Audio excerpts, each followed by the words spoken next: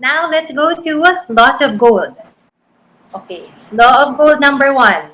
In simple terms, gold comes easily and in increasing quantity to the person who saves at least 1/10 of their earnings. So again, this is the 10% that we talked about based on your tips. Doesn't really have to be 10% outright, whatever works for you. But with discipline, 10% is going to be easy. Okay, so that's the first one. So the second law, in simple terms, gold labors diligently and multiplies for the person who finds for it profitable employment. So what is this to you guys? Any practical tips or personal experience? Well, it goes back to trying to make your money really grow. Mm-hmm. Diba? Kasi at the end of the day, I mentioned earlier, you can't grow your money by purely saving. Eh. So it's really important that you find ways to grow your money. It's via real estate, via equities, via fixed income, or any sort of investment that really fits your risk profile. That's true. So it doesn't stop there, right? Of course, we go back to the basics, but you can't stop there. Yeah. You have to keep leveling up. Kat, anything that you want to add here? In terms of real estate, of course, that's what I said, that it's one of the ways of growing your portfolio. As in the example, this year the price could be certain price, and in 10 years it multiplies already tenfold without you doing anything. Mm-hmm. That's actually good advice. I'm looking for sa mga province eh. Mga ganun, mga Palawan.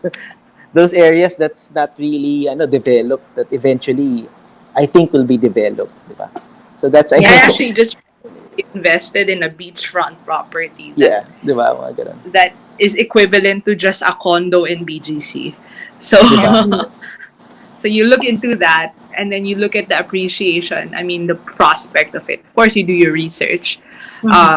And based on what I see, this investment, let's say in a year, can already double the price already.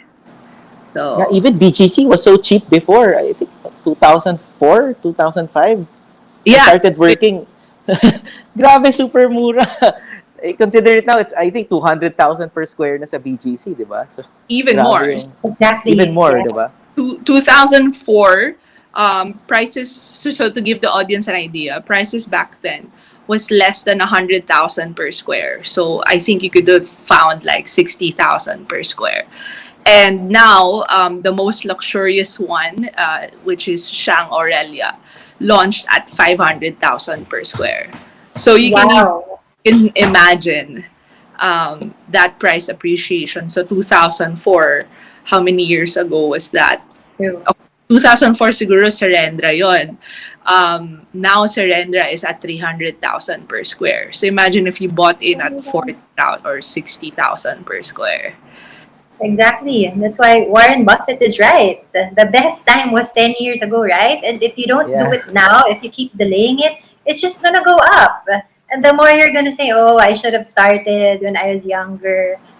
Exactly. Okay. It's never too late naman. Dino? Sorry. It's never too late. I mean, never too late. Never too late. Okay, never too late. Third law of gold. Gold clings to the protection of the person who invests their gold with wise people. I guess this is where I say that, research where you put your money in. Don't fall into those big, those quick cashback things, or you look at the reputation who you invest with. I think a lot of my mentors would always say, if it's too good to be true, then there's something fishy about it. So you research on where you put your money in. So even in real estate, you research also where you buy property, who's behind the developer, who or the you do your due diligence basically, in terms of investing or where you put your money in. Yeah, and there's no harm in, going to a mentor who's, an expert in the field, right? I mean, ask questions. That's why we also organize webinars like this. We get tips from experts like you. Because, yeah, you also have to protect your investments. Dino, anything on this? Just to add, actually, this is one of the biggest. If you go back to 2008, the financial crisis. If you look at the mortgage bonds, MBS that they were selling at that time, it's actually too good to be true. The credit rating at that of those bonds were AAA, and the yields are higher than the emerging market bonds. So back then, people didn't care because it makes money, diba? So Yeah. take a lesson from the past. Always take into consideration the track record also. Um, Especially if, like, for real estate, diba, track record also is, diba, if it's Ayala, diba, it's a pretty good name, diba, you can't go wrong naman, diba. I mean, you have to take into consideration the track record as mentioned. Also, learn from the mistakes of others in the past also. That's Yes. something that's very important, especially one of my bosses always told me there's no such thing as a mistake because you learn from it naman anyway. And it's another thing he said was, it's okay to make mistakes, just don't repeat the same mistake again. Love Yes. it. Yeah. We all have to learn from our mistakes, right?